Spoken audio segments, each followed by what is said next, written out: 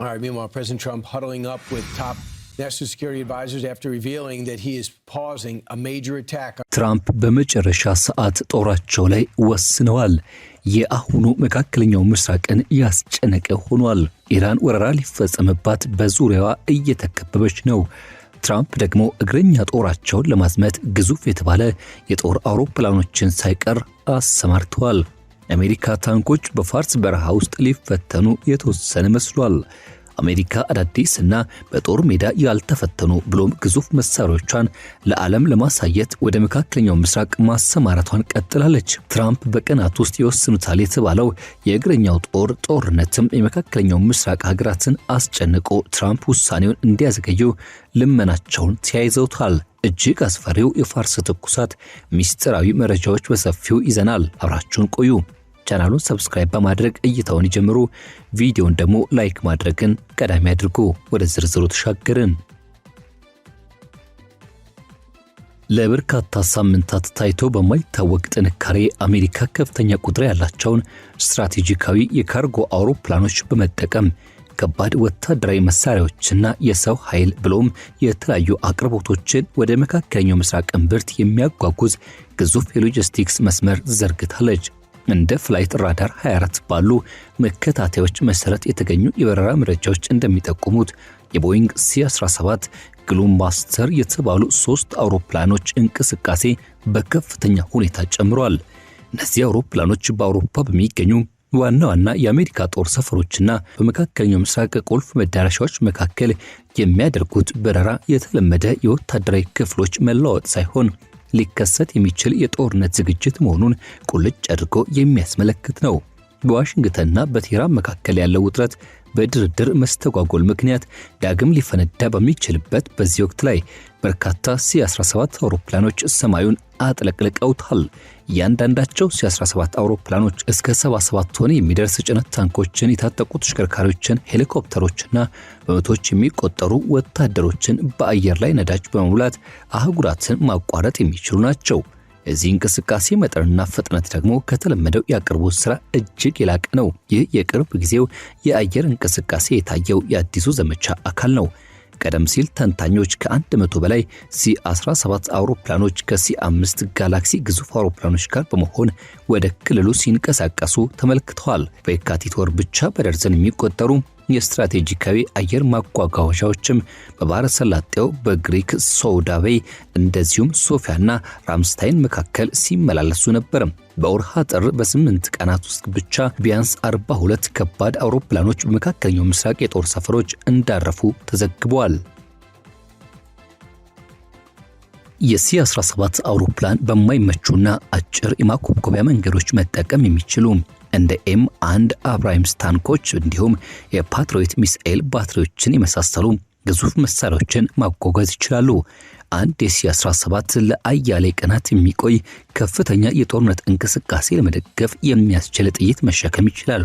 በአጭር ጊዜ ውስጥ የሚደረጉት እነዚሁ በርካታ በረራዎች በአንድ ሌሊት በሺዎች የሚቆጠሩ ቶን የጦር መሳሪያዎችን ማድረስ ይችላሉ። ወደ ሊባኖስ አየር ክልልና ወደ ቤይሩት የሚያመሩት በረራዎችም በኳታር አልሁዴድ የባህረ ሰላጤው የጦር ሰፈሮች ከሚደረጉ አቅርቦቶች ባለፈ በእስራኤል በሊባኖስና እንዲሁም ከኢራን ተጽዕኖ ቀጠናዎች አቅራቢያ ለሚደረጉ ኦፕሬሽኖች ቀጥተኛ ድጋፍ ለመስጠት የታለሙ ይመስላሉ። ይህ ሁሉ የሆነው ፕሬዝዳንት ዶናልድ ትራምፕ ከቻይና ከፍተኛ ድርድር ተመልሰው በኒውክሌርና በተኩስ አቁም ድርድሮች ላይ በኢራን ጠንካራ አቋም እንደሚወስዱ ካሳወቁ በኋላ ነው። ትራምፕ ዲፕሎማሲው ካልተሳካ አሜሪካ በቆራጥነት ለመንቀሳቀስ ዝግጁ እንደሆነች በተደጋጋሚ ሲያስጠነቅቁና ሲገልጹ እንደነበር ዘገባዎች ያስታውሱናል። በፓኪስታንና እንደዚሁም በኦማን አማካይነት የሚደረጉ ድርድሮች ለወራት ዘልቀዋል። ትራምፕ ኢራን የዩራኒየም ማበልጸግን ሙሉ በሙሉ እንድታቆም፣ ክምችቷን እንድትረከብ እንዲሁም የሆርሙዝ ባህረ ሰላጤን ሙሉ በሙሉ እንድትከፍትና ለተኪ ኃይሎች የምታደርገውን ድጋፍ እንድታቆም ጠይቀዋል። ቴህራን በበኩሏ ተጨማሪ ጥቃቶችን ለመከላከል ዋስትናና የጠላትነት ድርጊቶች እንዲያበቁ ትጠይቃለች። ወርሃ ግንቦት ላይ ትራምፕ ንግግራቸው ቁም ነገሩ ያለው ሲሉ ቢገልጹም የኢራን ሐሳቦችን ግን በፍጹም ተቀባይነት የሌላቸው ብለው ውድቅ አድርገው ነበር። ጥቃቶች ለዲፕሎማሲ እድል ሲሉ በተደጋጋሚ ቢያዘገዩም የአሜሪካ ትዕግስት ገደብ እንዳለው ግልጽ አድርገዋል። በፍጥነት ካልተስማሙ ከኢራን የሚተርፍ ነገር አይኖርም ሲሉ ፕሬዝዳንቱ በቅርቡ መዛታቸው አይዘነጋም። ይህ ንግግር ከሚታየው ወታደራዊ እንቅስቃሴ ጋር ተዳምሮ ዋሽንግተን የመሬት ጦርነት ጨምሮ ለወሳኝ ምዕራፍ የተዘጋጀች እንደሆነ ግምቶችን እንዲፈጠሩ በር ከፍቷል።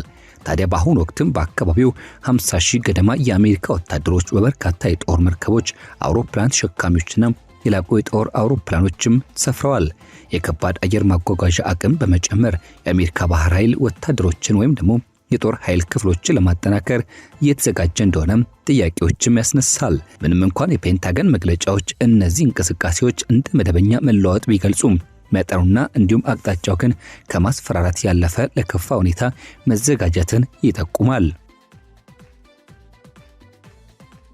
ከኢራን ጋር የሚደረግ የመሬት ጦርነት አሜሪካ በቅርብ 10 ዓመታት ውስጥ ካከናወነቻቸው ዘመቻዎች ሁሉ ፈጽሞ የተለየ ይሆናል። የኢራን መልክዓ ምድራዊ አቀማመጥ ተራራማ እንዲሁም ሰፊና በኢራን ጦር የመሸጉ የከተማ ማዕከላት ያሉበት ለአሜሪካ ጦርም ከፍተኛ ፈተናዎችን የሚደቅን ነው። ያም ሆኖ ግን የአሜሪካ ጦር ለዓመታት ፈጣን የጦር ሰራዊት ማሰማራት ስልቶችን ሲያጠራ ቆይቷል። ይህም የC-17 አውሮፕላኖች የዚህ ስትራቴጂ እምብርት ናቸው። እነዚህ አውሮፕላኖች የ82ኛው አየር ወለድ ክፍል ፈጣን ምላሽ ሰጪ ኃይሎች፣ ለ10ኛው የተራራ ክፍለ ጦር ወይም ደግሞ ለ101ኛው አየር ወለድ ክፍል ከባድ የጦር መሳሪያዎችን እንዲሁም በስፍራው አስቀድመው የሚገኙትን የዴልታ ኃይልና የባህር ኃይል ልዩ ኦፕሬሽን መሳሪያዎችን ለማድረስ ያገለግላሉ። ተንታኞች እንደሚጠቁሙት ከሆነ ቀጣይነት ያለው የአየር ትራንስፖርት ውስን ዘመቻዎችን ወይም ደግሞ መጠነ ሰፊ ወረራዎችን ሊደግፍ የሚችል ጊዜውን የጠበቀ የሎጂስቲክስ አቅርቦት እንዲኖር ያስችላል። ወደ ኤላትና ወደ እስራኤል ቅርብ አካባቢዎች የሚደረጉ በረራዎች ደግሞ ከእስራኤል መከላከያ ኃይል ጋር የተቀናጀ ስራ ለመስራት ያግዛሉ። ወደ ቤሩት የሚያመሩ መንገዶች ደግሞ በሊባኖስ አለመረጋጋት መካከል የሄዝቦላህን ስጋት ለመቆጣጠር ወይም የአቅርቦት መስመሮችን ለማስጠበቅ የታለሙ ሊሆኑ ይችላሉ። ቀደም ሲል የተደረጉት ተመሳሳይ የአየር እንቅስቃሴዎች ጥይቶችን እንዲሁም የታጠቁ ተሽከርካሪዎችና ሌሎችን ለእስራኤል ኦፕሬሽኖች ድጋፍ ሲያደርሱ ነበረ። ብዙውን ጊዜ ለተወሰኑ የአሜሪካ አየር ኃይል ክፍሎች ወይም ለድንገተኛ ኦፕሬሽን የሚሰጡት የሙሴ ጥሪ ምልክቶች ተጨማሪ ምስጢራዊነትን ይፈጥራሉ። በእነዚህ ምልክቶች የሚደረጉ በረራዎችም ግልጽ ያልሆኑ መንገዶችን የሚጠቀሙ መሆናቸው በይፋ ያልተገለጹ ከፍተኛ ቅድሚያ የሚሰጣቸው ጭነቶች ወይም የወታደራዊ ባለስልጣናት እንቅስቃሴዎች እንዳሉ ይጠቁማሉ። ቀደም ሲል ከነበሩት የነዳጅ ማደያ አውሮፕላኖች፣ የክትትል አውሮፕላኖችና የጦር ጀቶች ዝግጁነት ጋር ሲደመሩ እየተፈጠረ ያለው ምስል ለተለያዩ ሁኔታዎች ዝግጁ የሆነ የተሟላ የኃይል ዝግጅት መኖሩን የሚጠቁሙ ናቸው። መካከለኛው ምስራቅ አሁንም የባሩር ሽታ የራቃት አትመስልም። በሊባኖስ እስራኤል በሄዝቦላ ላይ የምታደርገው ጥቃት ተባብሷል። የመሬት እንቅስቃሴዎች ከሊታኒ ወንዝ በስተደቡብ ያሉት የደህንነት ቀጠናዎችም በማስፋት ላይ ናቸው። የአሜሪካ ሎጂስቲክስና ሌሎችም ድጋፎች የእስራኤልን አቋም ከማጠናከራቸው በላይ ለኢራን የኔትወርክ ድርጅቶቿ ከፍተኛ ጫና ውስጥ መሆናቸውን ያስገነዝባሉ። በተያያዘችው ፊሊስጤም ሆነ በቤይሩት ላይ የሚደረጉት በረራዎች በእነዚህ የተያያዙ አካባቢዎች የአየር በላይነትና ፈጣን ምላሽ መስጠት አቅምን ለመጠበቅ የሚደረጉ ጥረቶች አንድ አካል ናቸው። የባህረ ሰላጤው ሀገራት የኢራን በቀልና የነዳጅ ፍሰት መስተጓጎልን በመፍራት የአሜሪካን ወታደራዊ መገኘት አስተናግደዋል። የሆርሙዝ ባህረ ሰላጤ ወሳኝ መተላለፊያ ሆኖ ይቀጥላል። ኢራን ቀደም ሲል የሞከረችው መዘጋትም ዓለም አቀፍ የኤነርጂ መናጋት ብሎም የአሜሪካ ባህር ኃይል ከበባ አስከትሎ ነበርም። የታደሰው የአየር ድልድይ የባህር መስመሮችን ክፍት ለማድረግ ወይም በኢራን ባህር ዳርቻዎች መከላከያ ላይ ጥቃት ለመሰንዘር የሚደረግ ዝግጅት ሊሆን ይችላል። በኢኮኖሚ በኩል ስጋቱ እጅግ ከፍተኛ ነው። ዓለም አቀፍ የነዳጅ ዋጋ በእያንዳንዱ ግጭት ከፍተኛ መዋዠቅ ይታይበታል። በአሜሪካ የነዳጅ ዋጋ በእያንዳንዱ የአገሪቱ ክፍሎች $4 በላይ አልፏል። መጠነኛ ቢሆንም እንኳን የመሬት ዘመቻዎች በገበያዎች በስደተኞች ፍሰትና በዓለም አቀፍ ጥምረቶች ከፍተኛ መናጋትን ሊፈጥሩ ይችላሉ። ሁለቱ በኢራን ፍላጎት ያላቸው ቻይናና ሩሲያ እንቅስቃሴዎቹን በቅርበት እየተከታተሉ ነው። ትራምፕ በቅርቡ ያደረጉት የቻይና ጉብኝት በእነዚህ ጉዳዮች ላይ ጠንከር ያለ ውይይትን አካቶ ሊሆን ይችላል። ይህ የአሜሪካ መካከለኛው ምስራቅ የምታደርገው የመጀመሪያው ትልቁ ወታደራዊ ዝግጅት አይደለም። እንደ አውሮፓውያን የዘመን ስሌት 1991 በባህረ ሰላጤው ጦርነት ወቅትም ኩዌትን ነፃ ያወጣው የመሬት ጥቃት ተከትሎ ግዙፍ የአየር ማጓጓዣ ተደርገው ነበርም። እንደ አውሮፓውያን የዘመን ቀመር 2003 ኢራቅ ወረራ ጊዜም ተመሳሳይ ትልቅ የሎጂስቲክስ እንቅስቃሴ ነበረው። አሁን ያለው እንቅስቃሴ እነዚህን ታሪካዊ ሂደቶች የሚያስታውስ ቢሆንም የዘመኑ ትክክለኛነትና ፍጥነትን ይጠቀማል።